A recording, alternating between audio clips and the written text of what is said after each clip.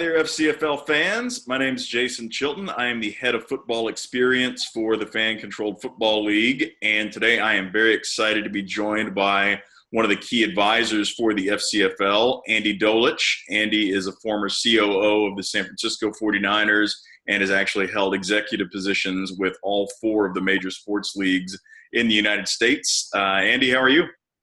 I'm doing great. I don't know what that says about me, but I've had them all, and now the Fan Controlled Football League is a major focus of mine and the team that's done some great work in the last few years, and it's fantastic to see it come along the way that it has. Yep. Would you mind telling folks a little bit about kind of your background and then how you came to be involved with Franchise, the parent company, and the FCFL?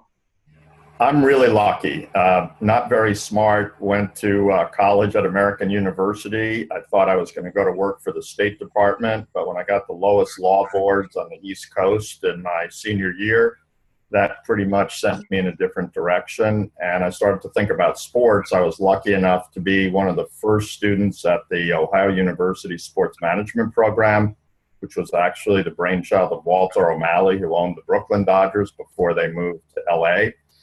Today, Jason, it's hard to believe there's 375 sports management programs in the country. Wow. And actually, in an hour and a half, I'm going to teach at one. So I was lucky enough to start out in the NBA. And to make a long story longer, I was lucky enough to work in chaos and disaster right at the beginning. So I was the administrative assistant to the general manager of the Philadelphia 76ers. And for those people that are big hoop fans, I think last night the Sixers won their 14th game in a row. And 2 years ago, the Sixers were 10-72. 10-72. They won their 14th game in a row, and they're becoming the beast of the East. When I was there, we were 9-73.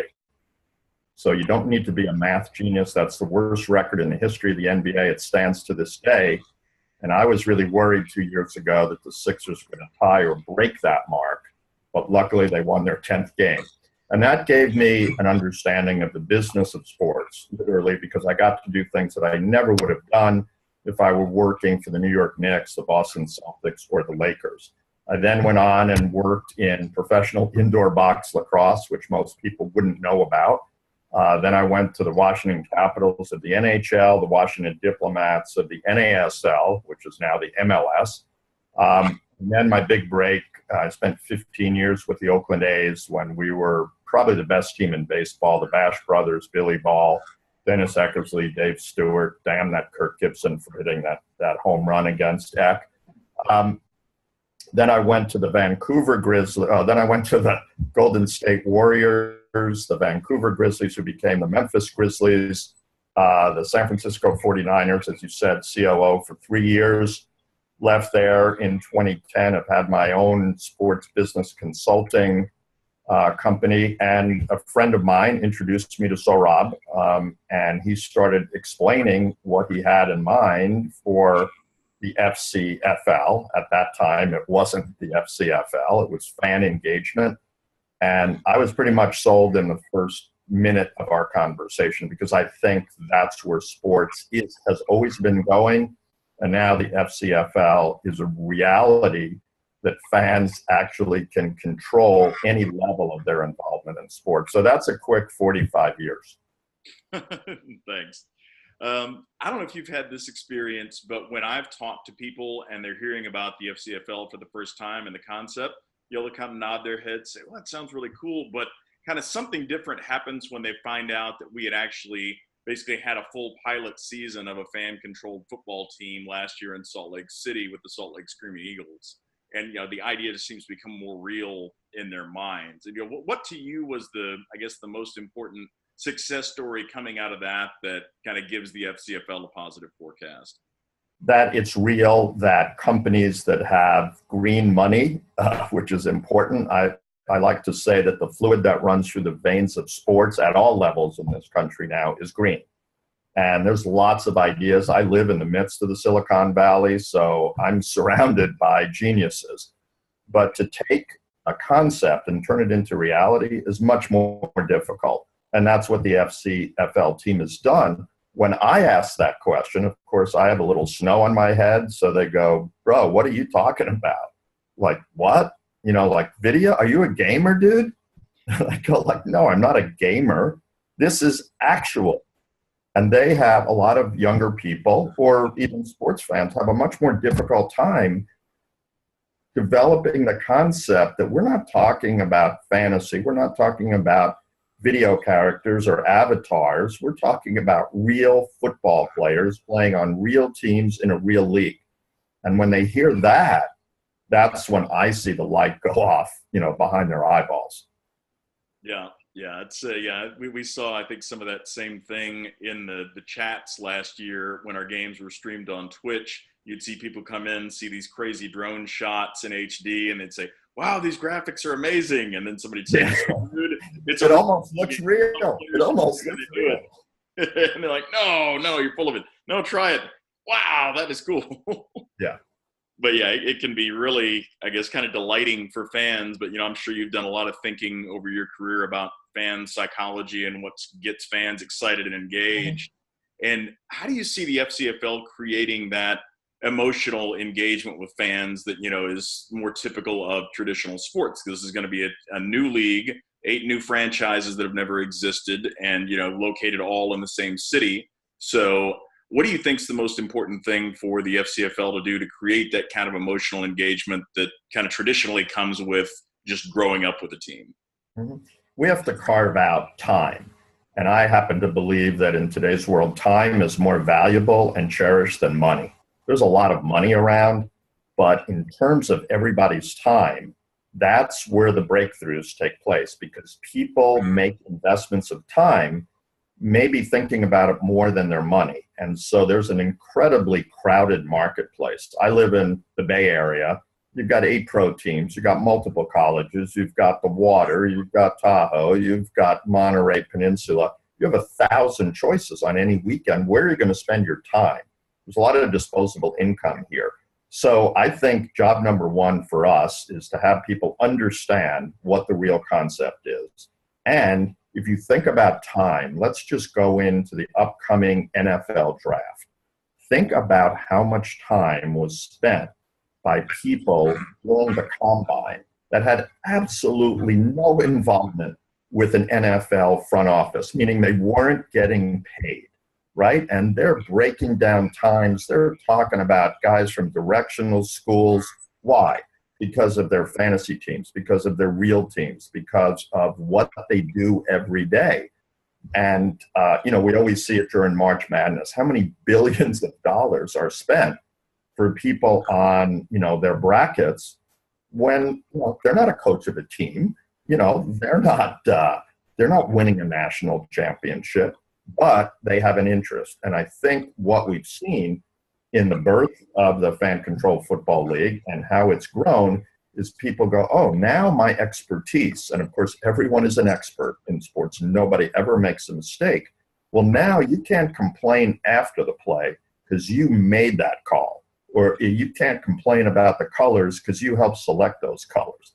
You can't fire the coach. Well, maybe you can, but you can't do it because that was your decision. So that's what I think the most singular breakthrough is, that we can focus people's time on where it's already being spent in a real result that they can control. Yeah, I think that is an awesome aspect of the league. And building on that a little bit, I don't know if you've thought about kind of one of the specific aspects of fan control that you think will be most engaging for fans, and, you know, what would excite you the most as a fan coming in terms of the decisions that you'd actually get to make? I'm spending a bit of time in virtual reality. So now it's virtual reality, augmented reality. I call it IE, immersive entertainment, and that's what we represent. So what I think is taking fans behind the scenes. Everybody wants to go behind the curtain, and we don't have a curtain in actuality. What you see is what everybody sees, and we'll give you that kind of special key, that golden pass at different levels. So I think to me, that's really the key, that fans who go and watch live sports events, and of course the money that is being spent, the money that is being charged now for seat licenses in the NFL. The Warriors, maybe one of the more magical teams in sport right here in the last few years, is building a new arena. And you have to pay $35,000 for a membership just for the right to buy your tickets in their new arena, which are going up by at least 100%. So, we have an affordable product. We have one that has an ability for fans to totally immerse themselves where you don't necessarily have it. I guess that the term is velvet rope. If you go to a lot of sports events, sorry, sir, you can't go there. You don't have a special platinum pass. Sorry, Jason, you only have a press pass. You can't go there. Well, with the FCFL, you can go anywhere. Very, very true. And, as someone who's had success, in the highest levels of sport, and you talked about with the 76ers, you got to do some things early on that you wouldn't have, if you'd been, say, at the Celtics at that time, the NBA. I have those two pictures that I unabashedly put behind me. There's Sports Illustrated cover of Dwight Clark, who I was lucky enough to hire at the Niners to work in the front office, and a quarterback named Joe Montana. You might have heard of him. He's pretty good. So I always go like one of the most famous plays in sports history, right? Montana to Clark in the back of the end zone against Dallas. That sort of started the Niner incredible legend of winning 5 Super Bowls. What I see is engagement. Fans want to love their team, like their players, and be involved and think that they have a voice. And what we see in a lot of sports today is they're being pushed further and further away just because of the ante that we talked about, how much money it costs to be anyplace close to the field. Yeah, that's very true. And in thinking about, the established sports leagues, you talked about the what's flowing through their veins is green more than anything else. I guess it tends to be an industry for the most part that's still kind of by the book and wanting to make sure that bottom line always stays kind of strong and I guess predictable. So what to you are some of the most exciting elements of a league that can really go out there and take risks and take chances? Obviously, the fan controlled aspect is a big risk and cool thing in and of itself, but what are some of the other areas that you think will be great to see a league explore that's willing to go out there and roll the dice on new technology or what have you? Simply stated, the fans are helping us write the book.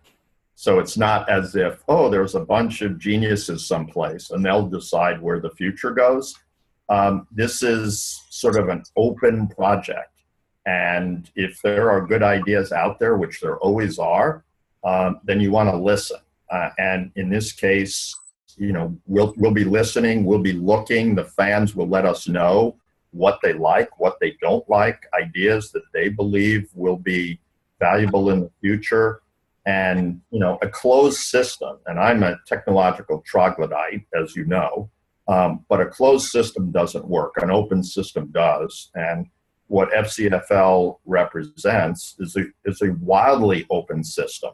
It will have its controls, but the fans will have a chance to craft what our future looks like. And I don't know that any of the other leagues offer that opportunity. That is a great point. And just to wrap up, what would be your 30-second elevator pitch, I guess, to somebody who heard about this and says, that sounds kind of cool, but should I try it or not? Like, how would you convince somebody that it's worth spending that, making that investment of their valuable time up front to see what this league's all about? How would you like to leave your day job and go into the wonderful wide world of professional sports? You want to do that? Check us out at FCFL. Well, thank you so much, Andy, for your time, and hope you enjoyed this video, fans, and I look forward to more as we talk to more of the FCFL's advisors and give you a more complete picture of what's coming with Fan Token and the FCFL. Well, thank you, and thanks to all the fans that are already engaged in FCFL, and tell your friends, neighbors, pets, everybody you can talk about to join us in an exciting future.